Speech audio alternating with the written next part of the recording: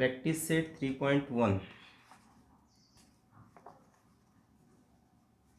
Name of the chapter is Indices and Cube Root.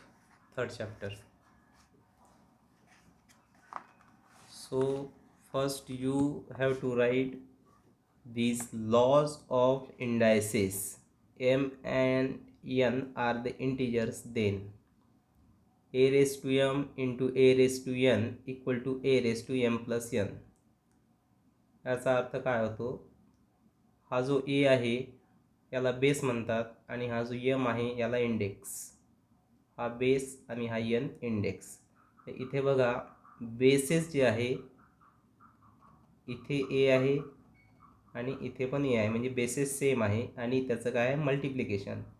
Indices याचा M आहे एचा या बेस सेम आहे पण इंडायसेस इंडेक्सचं अनेक वचन बहुवचन प्लुरल फॉर्म इंडायसेस.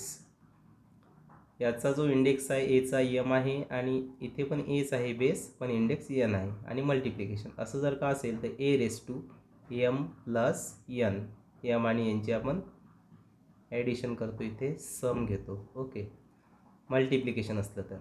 आता इथे बघा इथे पण बेसिस सेम आहे, एम इंडेक्स आहे एन इंडेक्स आहे, पण इथे डिव्हिजन आहे. डिव्हिजन असलं जसं इथं प्लस होते तसं इथं काय होईल एम मायनस एन, सबट्रॅक्शन म्हणजे एममधून एन मायनस करायचं आहे. थर्ड जो आहे a into b whole raise to m, whole म्हणजे ब्रॅकेटमध्ये आहे. ए इंटू बी हा पूर्ण एक प्रॉडक्ट आहे. येणाऱ्या मल्टिप्लिकेशनमध्ये जे ॲन्सर येत असते त्याला आपण प्रॉडक्ट म्हणतो. तर ए इंटू बी हा प्रॉडक्ट आहे. या पूर्ण याचा जो इंडेक्स आहे म्हणून त्याला ब्रॅकेट करायचं, तो एम आहे. तर यामध्ये हा जो एम इंडेक्स आहे हा आपण सेपरेट दोघालाही द्यायचा आहे.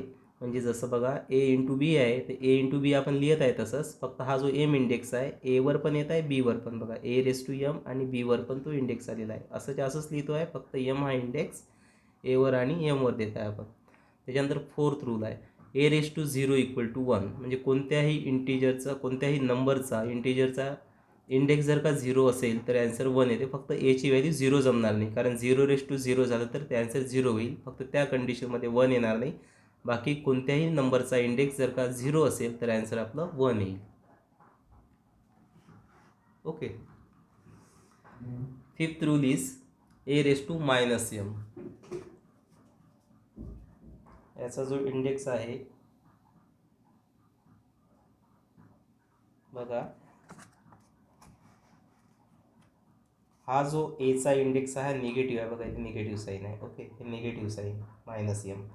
तर निगेटिव्ह इंडेक्स जर का असेल तर equal to 1 upon a raise to M, म्हणजे हा निगेटिव्ह इंडेक्स पॉझिटिव्हमध्ये जातो जेव्हा आपण याला 1 अपॉनमध्ये घेतो ए रेस टू एम.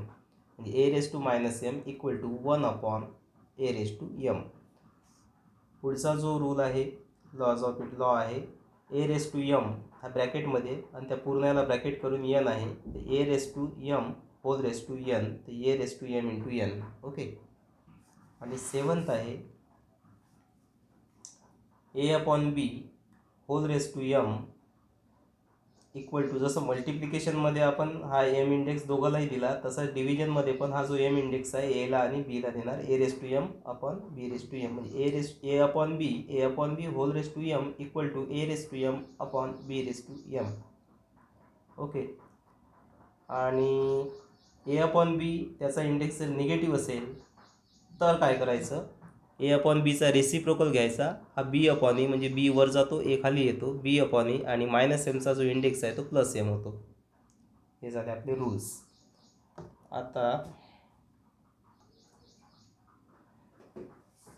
आता बघा हे बघा, using laws of indices write proper numbers in the following boxes. हे जे बॉक्सेस दिले इथे आपले नंबर्स लिहायचे आहे. जसं आता इथं आत्ता जो रूल पाहिला आपण बेसिस सेम आहे तर आणि मल्टिप्लिकेशन असेल तर एम प्लस एन घेतो आपण. हा याचा इंडेक्स एम आणि हा एक मिनिट हा rule a raise to M into a raise to N equal to a raise to M plus N. तर इथे पण बेसिस सेम आहे बरोबर. आणि मग इथं काय होणार, जशी इथं एम प्लस एन ॲडिशन केली आपण एम आणि एनची इंडायसेसची, तशी इथं 5 आणि 2ची ॲडिशन किती येणार या बॉक्समध्ये 5 + 2 7. आता इथे बघा काय आहे, इथे डिव्हिजन आहे.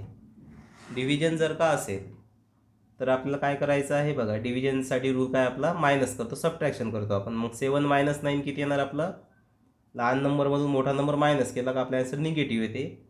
आणि 7 - 9 म्हणजे 9मधून 7 मायनस करायचे 2 आणि मोठा नंबर 9 त्याचा साईन म्हणजे याचा इंडेक्स येतो -2. बरोबर आहे. त्यानंतर 3⁴5 याला कोणता रूल लागतो, हा बघा 6 रूल लागतो. हा A⁻m तर या इंडायसेसचा मल्टिप्लिकेशन होतो.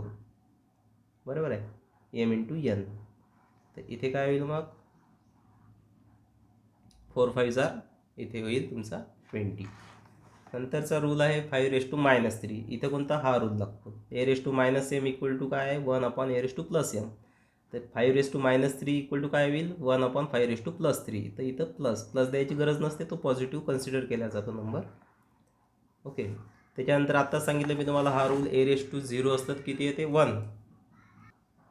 तर A⁻0 1 होतं, तसं 5⁻0 किती होणार इथं, 1.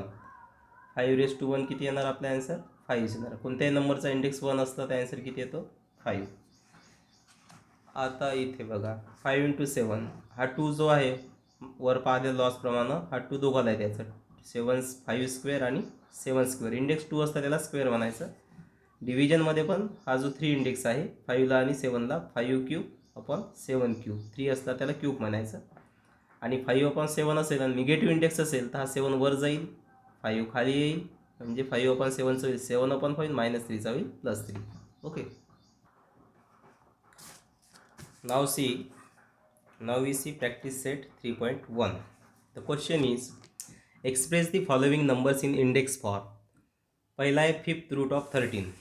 पहिल्याचा आन्सर कसं येईल बघा, 5th root 13चं कितवं रूट जे असते ते इंडेक्समध्ये लिहायचं. न्यूमेरेटर असतो एक आणि डिनॉमिनेटर. तर रूट म्हटलं की ते डिनॉमिनेटरमध्ये लिहायचं. कितवं रूट आहे आपल्याला, 5th रूट. ओके, हे बघा 5th रूट 1/5. दुसरा आहे 6th रूट. 6th रूटचं काय होईल, 9 येईल आणि 1 इंडेक्स त्याचा 1/6 होईल. स्क्वेअर रूट म्हटलं का मी तुम्हाला सांगितलं, स्क्वेअर म्हटलं का कोणता नंबर येईल, 2. क्यूब म्हटलं तरी 3.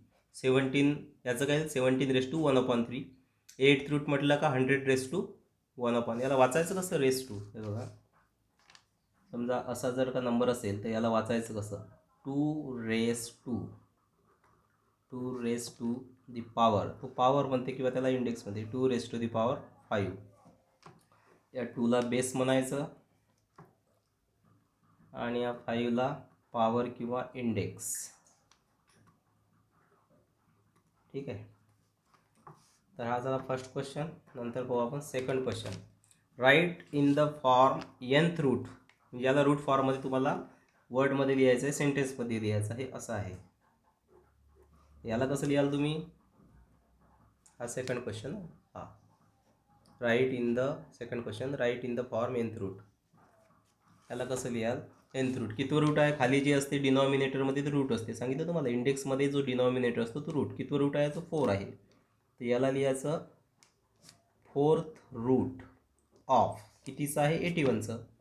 4th route of 81. तर तुम्हाला ही एक्झरसाईज सॉल्व करायची आहे. हे तुमचं होमवर्क. ओके, प्रॅक्टिस सेट 3.1 हे सॉल्व करायचं आहे तुम्हाला. बाकीचं नंतर. ओके, ठीक.